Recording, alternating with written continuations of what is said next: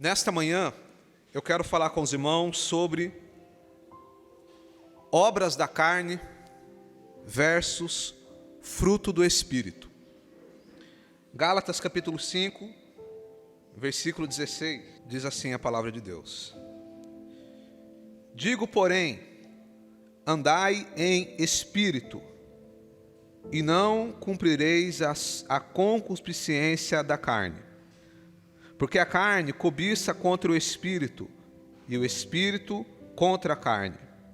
E estes opõem-se um ao outro, para que não façais o que quereis. Mas, se sois guiados pelo Espírito, não estais debaixo da lei. Porque as obras da carne são manifestas, as quais são prostituição, impureza, lascívia, idolatria, feitiçarias, inimizades, porfias, emulações, iras, pelejas, dissensões, heresias, invejas, homicídios, bebedices, glutonarias e coisas semelhantes a estas, acerca das quais vos declaro, como antes já vos disse, que os que cometem tais coisas não herdarão o reino de Deus. Mas o fruto do Espírito é amor, gozo, paz, longanimidade, benignidade, bondade, fé, mansidão, temperança. Contra estas coisas não há lei.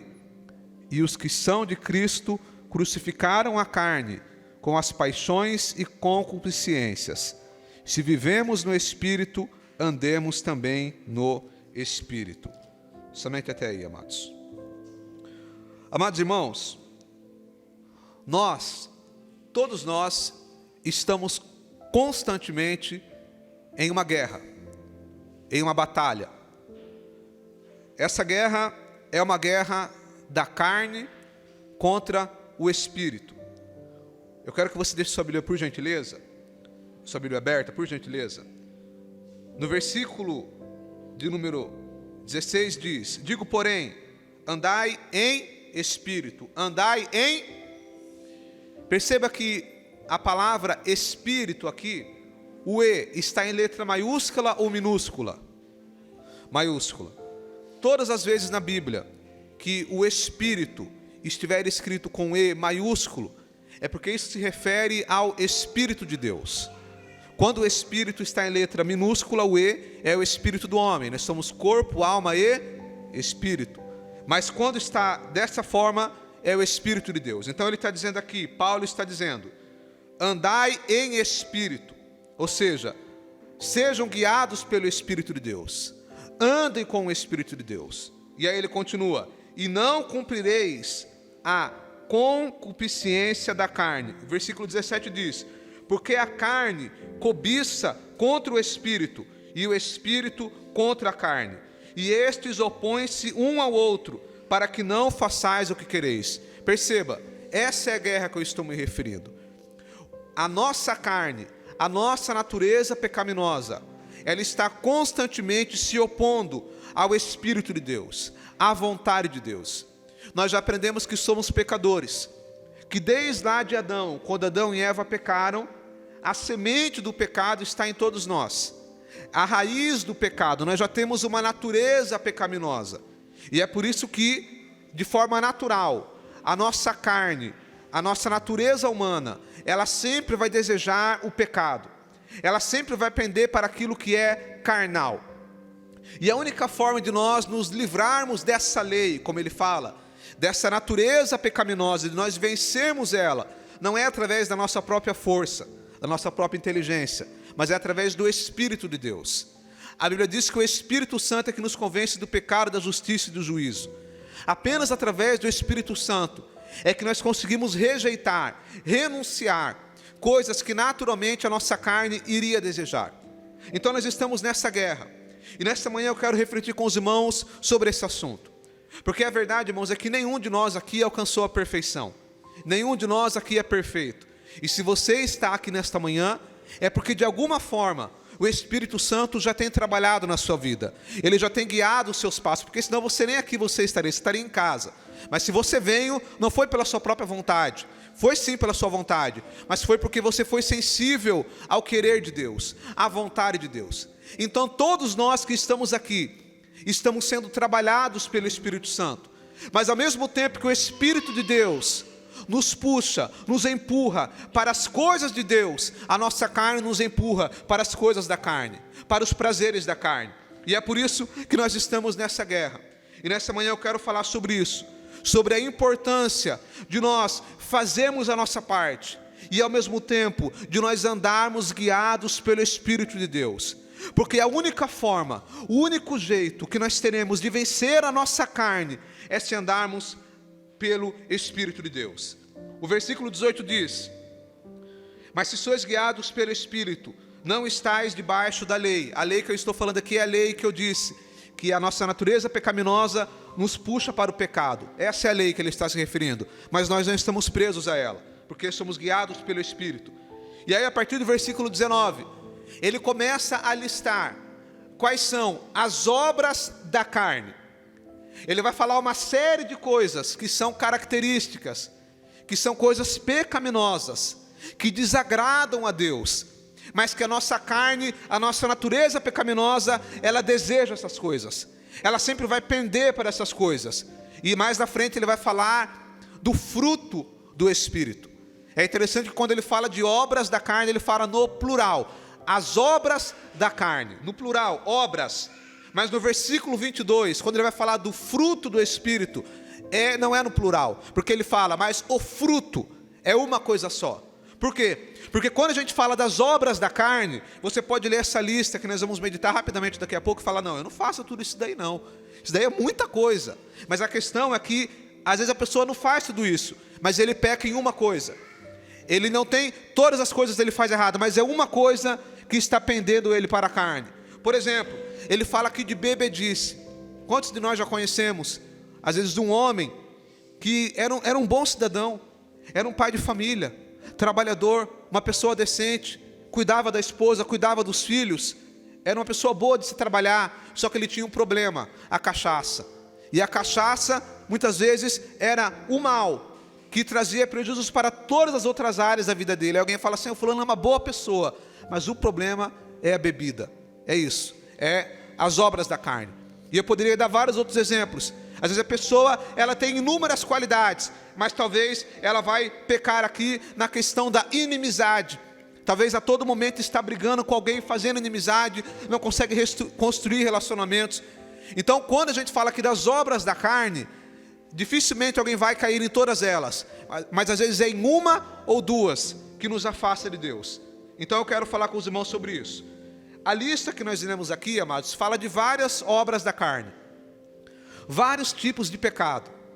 A intenção de Paulo aqui não era falar todos os tipos de pecado que você pode cometer, que você pode fazer, mas era passar um panorama geral. E é por isso que depois, no versículo de número 21, ele diz, e coisas semelhantes a essas. Ele está dizendo assim, olha, as obras da carne são. Aí ele começa a falar essa. E como a lista é muito grande, ele fala, e coisas semelhantes a essas. Ou seja, tem mais coisa por aí. Então a lista aqui não é uma lista definitiva, mas era uma lista para nós termos um panorama geral. E essa lista que Paulo fez de obras da carne, ela se resume em 4 tipos de pecados. 4 tipos de grupos de pecados. O primeiro tipo, que Paulo fala aqui, é de prostituição. Perceba que no versículo de número 19 ele diz, porque as obras da carne são manifestas, as quais são prostituição, impureza, lascívia.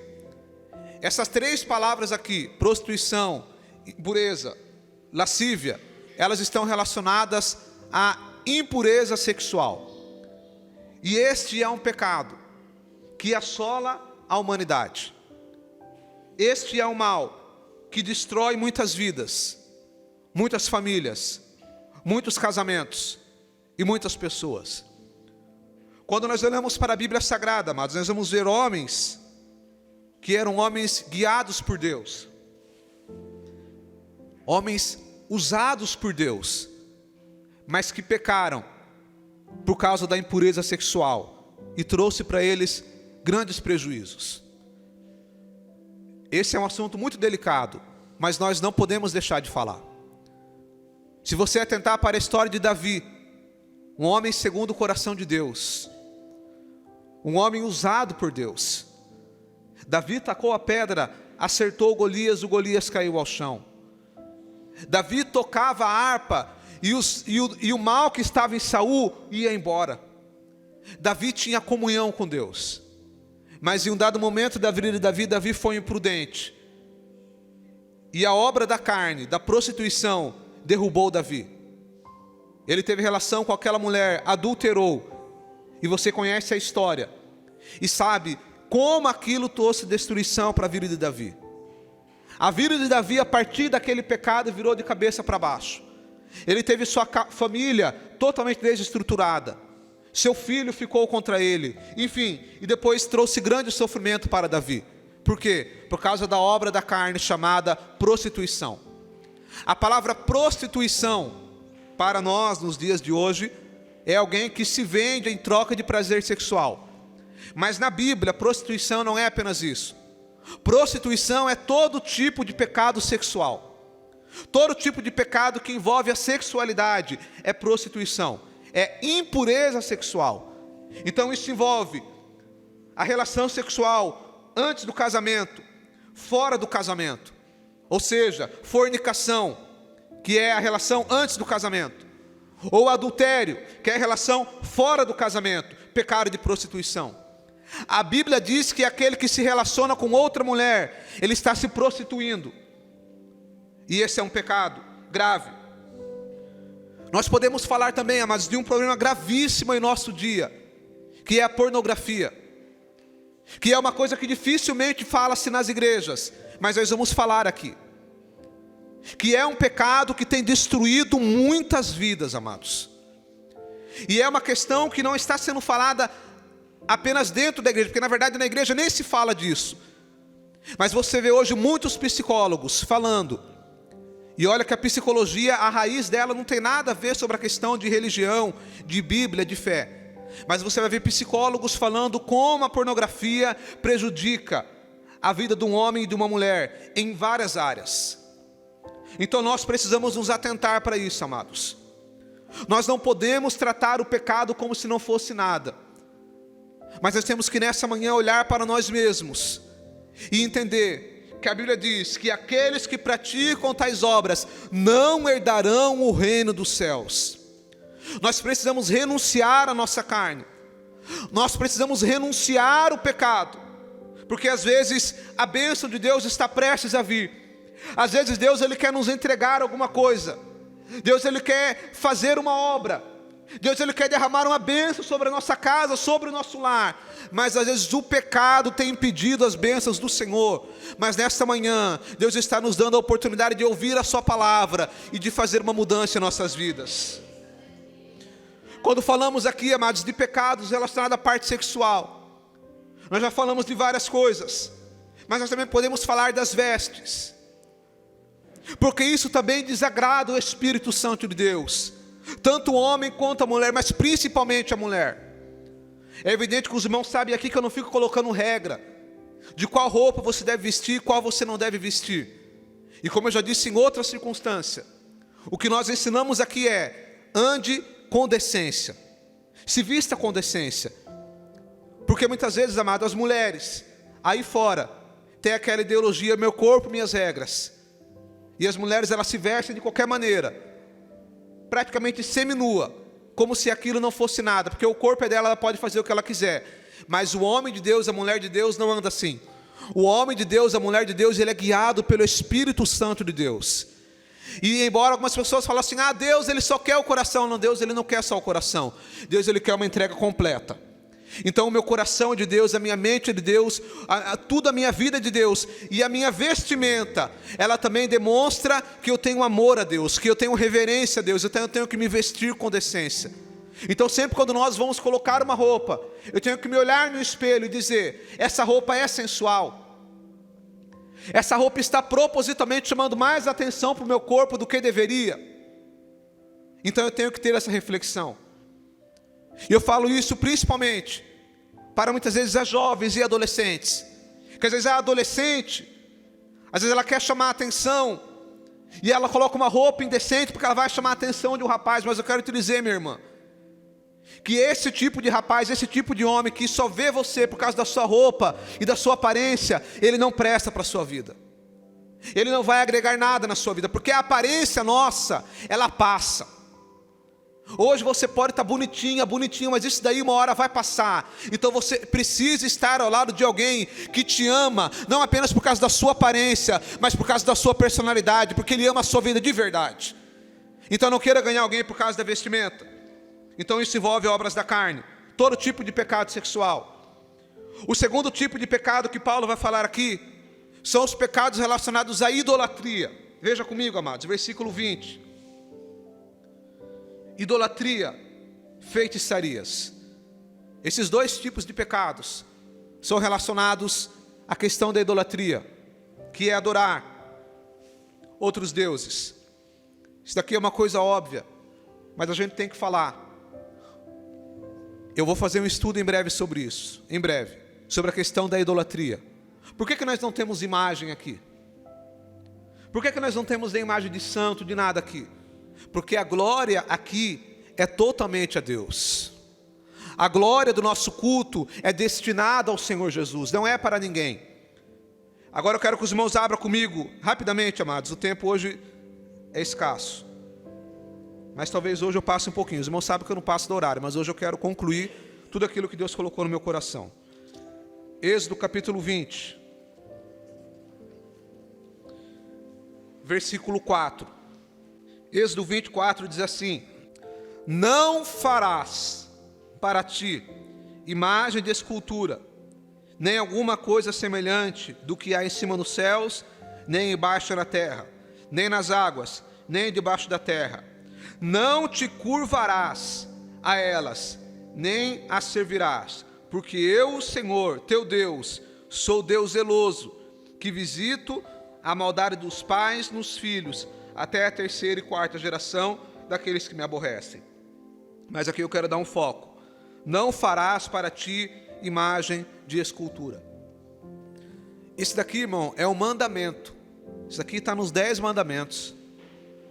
É uma coisa essencial na palavra. Está claro na palavra. Está claro na palavra de Deus. Deus ordenou que nós não fizéssemos imagem de escultura. Isso é idolatria.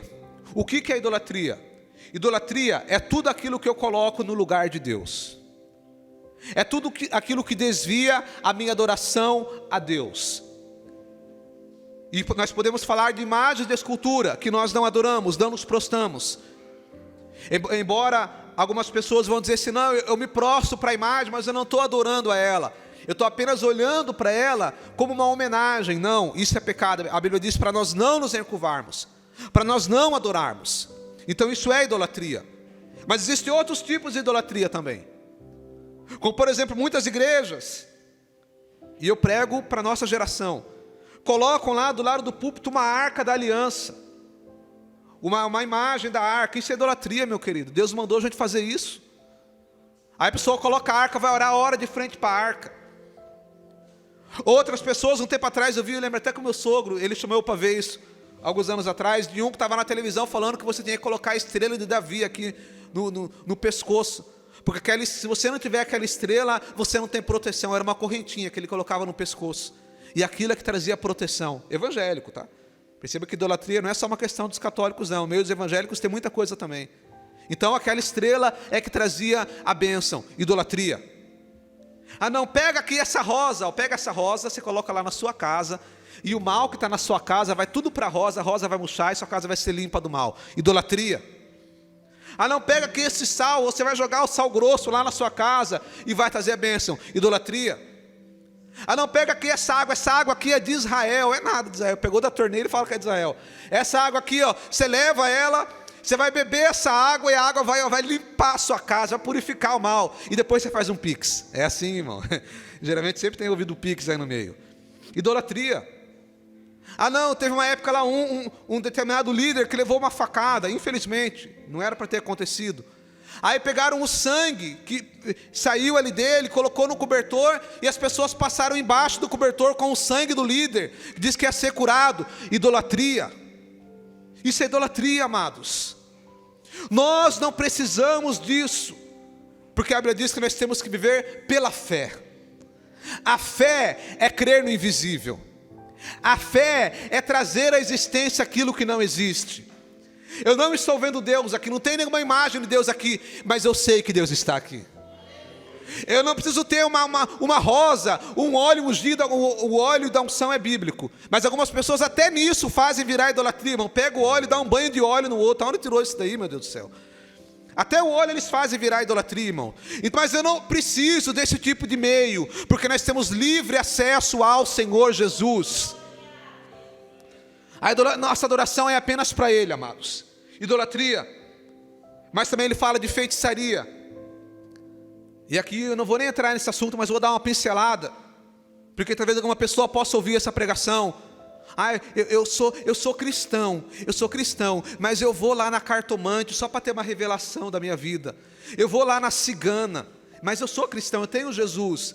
Eu vou lá no centro espírita para falar com os mortos. Isso é feitiçaria. E quem comete essas coisas não herdará o reino dos céus. Não, porque eu vou lá, porque a cigana vai ler a minha mão. Sai fora disso daí, meu irmão.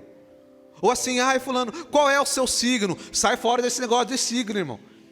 O dia uma irmã perguntou para uma irmã mesmo, de anos de crente. Irmã Andrés, qual é o seu signo? Eu falei, irmã, não tem esse negócio não, irmã. Então a gente tem que falar dessas coisas, amado. Não, vou fazer aqui. Não, irmão, é feitiçaria comigo não. Meu Deus, Deus me livre, eu não quero mal de ninguém. Cruz credo, como diz o outro, né? Mas não, Deus me livre.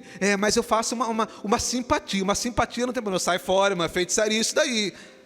É pecado. Não, mas não é pro mal. Mas não importa. Isso daí é obra do diabo. Deus não está envolvido com isso daí. Não, eu vou me comunicar com os mortos. Feitiçaria. Depois que a pessoa morre, a Bíblia diz que segue-se o juízo. Ou seja, morreu, meu irmão, acabou. Ali é você com Deus, não vai voltar mais. Não, mas eu conheço a história de uma pessoa que foi lá no centro espírita e aí manifestou lá naquela pessoa. Isso daqui é sério, irmãos, isso aqui é sério. E aí falou a vida dela, falou para ela coisas que só ela sabia. Como que ela sabia disso? O diabo. Nós estamos rodeados, amados, a todo momento os demônios estão nos observando e eles sabem muitas coisas da nossa vida. Então às vezes a pessoa vai lá e o demônio manifesta, fingindo que era um ente querido, e fala algo da vida daquela pessoa, e ela fala, tá vendo aí, é o meu ente querido mesmo. Não é o diabo que está te enganando, mas Deus está te alertando aqui. Saia disso daí, porque isso daí é obra da carne, feitiçaria. Aí depois eu falei de 2 tipos de pecado: pecados de impureza sexual, pecados relacionados à idolatria. Terceiro tipo aqui, pecados relacionados a relacionamento.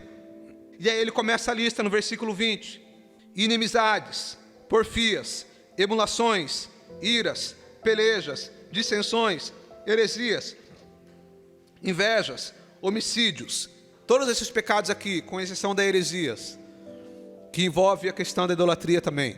Mas todos esses aqui que eu falei agora são pecados relacionados a relacionamento, ao meu relacionamento com o meu próximo. Então, nós temos que tomar cuidado, e eu não vou falar de cada um deles aqui detalhadamente, mas está aí. Nós como cristãos, nós que somos guiados pelo Espírito, nós temos que saber relacionar com os nossos próximos. Nós temos que saber conviver com as pessoas. Se você se julga uma pessoa muito difícil de lidar, uma pessoa muito difícil de fazer amizade, então talvez você precise refletir nessa manhã. Porque se nós somos guiados pelo Espírito, nós não podemos ter essas características. É óbvio que cada um tem uma personalidade. Às vezes alguém é mais fechado, o outro é mais aberto. Às vezes alguém sorri mais, o outro não sorri tanto. Mas eu não estou falando disso. Eu estou falando de você saber construir relacionamentos, de você saber lidar com as pessoas. Isso é o terceiro ponto. E o quarto tipo de pecado que nós vemos aqui é os pecados relacionados à comida e bebida. Nós já falamos sobre pecados relacionados à sexualidade, idolatria. relacionamentos e, por último, relacionado à comida e bebida, aos exageros. Ele fala aqui, no versículo 21, invejas, homicídios, e agora ele fala, bebedices, glutonarias. Quantas e quantas pessoas, nesse bebedices aqui, nós poderemos incluir também as drogas, porque naquela época não era um problema tão grave como é nos nossos dias. Então bebedices pode colocar também as drogas, são os vícios, que também são obras da carne. O cristão não pode ser escravo dessas coisas. Quantas pessoas que já foram destruídos, famílias, por causa do álcool, por causa da bebida. É por isso que nós, irmãos, fugimos dessas coisas. Porque um abismo, ele chama outro abismo. E a pessoa começa a beber um pouquinho, daqui a pouco ele já está bebendo um pouco mais, daqui a pouco ele já está embriagado. E quando a pessoa está embriagada, ele perde a noção do que é certo e do que é errado. O camarada que é medroso fica valente. O camarada que é honesto faz coisas erradas. Então a bebida, ela tira o seu autocontrole, que nós vamos ver aqui, lá no final, no versículo 22, ele fala sobre temperança. Temperança significa domínio próprio. Então a bebida, ela tira o seu domínio próprio. Você perde o controle. Então é por isso que nós não participamos disso. E fala também de glutonaria, irmão. Porque às vezes é aquela história, crente não bebe, mas come, né? Então até nisso tem que ter prudência, para a gente não ter excessos. E quando eu falo aqui de glutonaria, eu posso falar de excessos, de comer muito mais do que é necessário, como por exemplo, a gente vê ao longo da história, civilizações que eles comiam tanto, que eles bebiam lá um líquido, para eles vomitar a comida e voltar a comer de novo mais. Isso daí ao longo da história já teve isso, de tamanha que era a ânsia por comer. Então glutonaria, comer demais, pecado, obra da carne. Mas também uma alimentação totalmente descontrolada, também é uma obra da carne. Uma pessoa que ela já acorda de manhã, eu como um x-tudo de manhã, meu almoço é um monte de toicinho, à noite alguma coisa está errada. Tem um irmão aqui que se falou comigo esse dia que comeu toicinho, mas não tem problema, irmão, de vez em quando você pode comer uma coisa que você gosta. Agora o que a gente não pode é perder o controle. É a pessoa que tem uma alimentação totalmente errada, desbalanceada, é uma obra da carne. Porque se você sabe que a sua alimentação é totalmente prejudicial à sua saúde, e você continua comendo ela, quer dizer que você perdeu o domínio próprio. O alimento dominou você, então é uma obra da carne também. Ah, mas eu estou pecando contra Deus. Não, mas você está prejudicando o seu próprio corpo. E aí depois, quando começar a aparecer as enfermidades, ai, Deus me cura, Deus vai falar, mas foi você que buscou, né, meu filho? Agora você vai ter que ir até o fim agora com isso daí. Foi você mesmo que causou. Então a gente tem que cuidar da nossa alimentação também. E para finalizar, depois ele fala do fruto do Espírito, que é totalmente ao oposto das anteriores: amor, gozo, paz, longanimidade, benignidade, bondade, fé, mansidão, temperança. O fruto do Espírito se resume em duas coisas. A primeira, que ele falou aqui, é o amor. E a última, temperança. Quando nós somos guiados pelo Espírito de Deus, nós temos essas duas características em essência: amor e domínio próprio. Essas são as características de alguém que é guiado pelo Espírito Santo de Deus. Nós temos amor a Deus, amor ao nosso próximo, e também temos o domínio próprio. Que o domínio próprio, ele vai fazer você vencer todas as coisas que eu falei anteriormente. A questão da impureza sexual, a questão da idolatria, a questão dos exageros na bebida, na comida, a questão das inimizades. Alguém falou alguma coisa, a minha vontade é pegar essa pessoa, mas você tem o domínio próprio. Você fala, não vou pegar não, vou entregar na mão de Deus, né? Que nem uma vez uma mulher entrou no ônibus, estava brava lá com o marido dela, ela já entrou no ônibus brigando com ele e falou, eu vou te arrebentar e depois eu te entrego na mão de Deus. Eu falei, não, aí não, né? Então a gente tem que ter o domínio próprio, irmão. Domínio próprio é a característica de quem é guiado por Deus, guiado pelo Espírito. E para finalizar, no versículo 25 ele diz, se vivemos no Espírito, andemos também no Espírito. Se coloque de pé, amados, por gentileza.